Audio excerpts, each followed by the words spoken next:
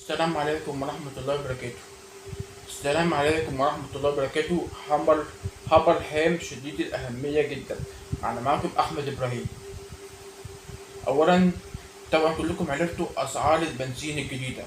أيوة، أسعار البترول والهاس والبنزين والأنابيب هديت، والطبيعي كل حاجة هديت، من الطعام للدواء للحذاء للمصانع كل حاجة.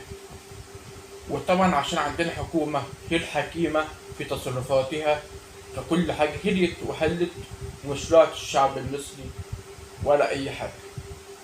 وطبعا عشان عندنا حكومة المفروض تتحاسب رغم إنجازاتها اللي عملتها، يعني بس هي ما بتفكرش، مفيش أي تفكير، مفيش أي مراجعة، مفيش خالص.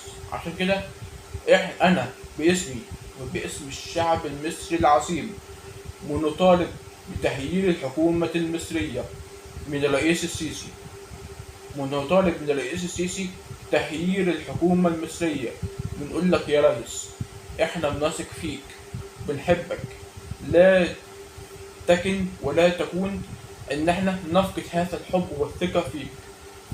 يا ريت مش تخلينا نفقد هذا الحب والثقة ديت فيك، وخير لنا الحكومة المصرية التي وبالذات رئيس الوزراء مصطفى مدبولي، عشان هو هي القادر، أو الحكومة بنفسها هي القادرة على مواكبة هذا العصر وهذا الاقتصاد.